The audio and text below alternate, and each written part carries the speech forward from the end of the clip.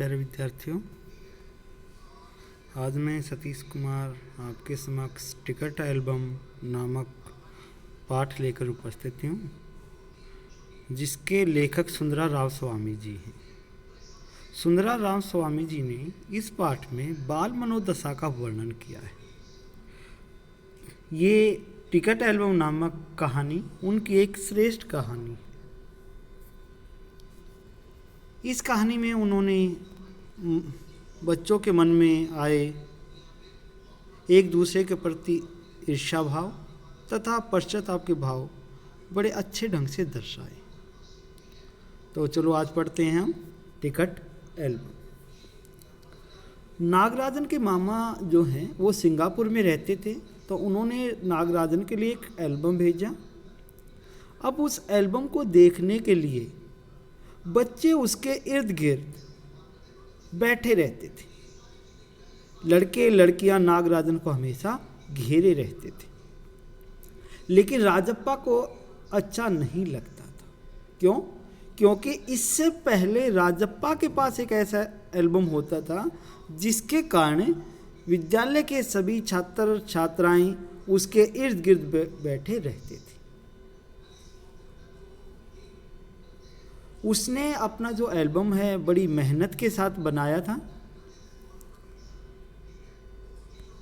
उसको एकत्रित करने में, उस टिकट एल्बम को बनाने में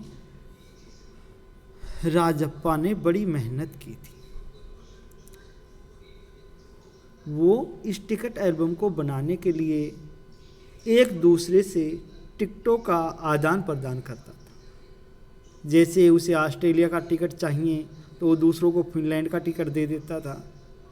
किसी को पाकिस्तान का टिकट लेकर दूसरे देश का टिकट ले लेता था।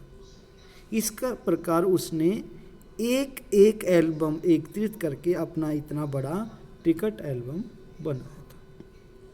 यह एक घटना का वर्णन किया गया है कि उसके जो टिकट एल्बम है उसको खरीदने के लिए सरपंच के लड़के ने 25 रुपये देना तय कर लिया था, लेकिन राजप्पा ने वो मना कर दिया क्योंकि उसे अपने टिकट एल्बम से बड़ा ही प्रेम था।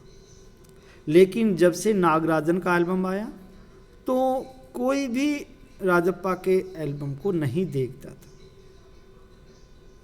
क्योंकि नागराजन का जो एल्बम था उसके एल्बम से कहीं अच्छा था। इस प्रकार राजप्पा के मन में ईर्ष्या के भाव पैदा हो जाते। क्यों?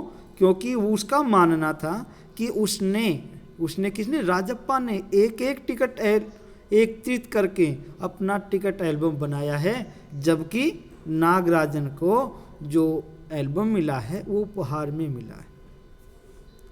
अब उसने क्या किया बेटा, इधर उधर जाना भी बंद कर दिया। वो कहीं पर भी नहीं जाता था क्योंकि उसके मन में अपने आप ही अपने एल्बम के प्रति चिढ़ होने लग गई थी। एक दिन उसने निश्चय किया कि वो अपने फालतू जो टिकट हैं उनके बदले नागराजन से अच्छे टिकट हथिया लेगा, जिसके लिए वह उसके घर जाता है। लेकिन घर पर नागराजन नहीं था क्योंकि वह अपने मित्र के साथ कहीं गया हुआ था।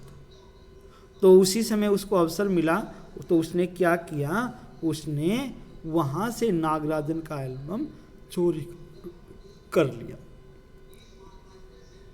अब चोरी करने के बाद जो नागराजन है उसका टिकट एल्बम चोरी हो गया था। राजप्पा ने चोरी किया था। चोरी तो कर लिया राजप्पा ने, लेकिन अब उसके मन में डर हो गया, क्योंकि बेटा चोर हमेशा डरता है। अब उसे उसको छिपाने की ही जगह नहीं मिल रही थी। कभी अलमीरा में रखे, कभी चारपाई के नीचे रखे, लेकिन उसको ठिकाना नहीं मिला।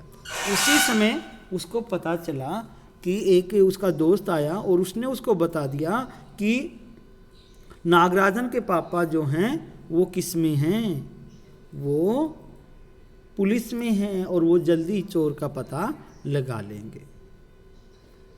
और ये सुनने के बाद जो राजप्पा है और डर गया और उसने उस एल्बम को जलती हुई अंगीठी में डाल दिया। अब अंगीठी में डालने के बाद वो जो एल्बम है वो जल गया। उसी समय थोड़े समय बाद हम कह सकते हैं कि नागराजन राजप्पा के पास आता है और रोने लग जाता है। राजप्पा से उसका रोना नहीं देखा गया और उसने क्या किया, अपना जो टिकट एल्बम है वो किसको दे दिया, वो नागराजन को दे दिया। इस प्रकार उसने अपना टिकट एल्बम नागराजन को देकर अपने किए गए अपराध पर पश्चाताप किया। तो इस प्रकार ये जो चैप्टर टिकट एल्बम यहीं समाप्त होता है।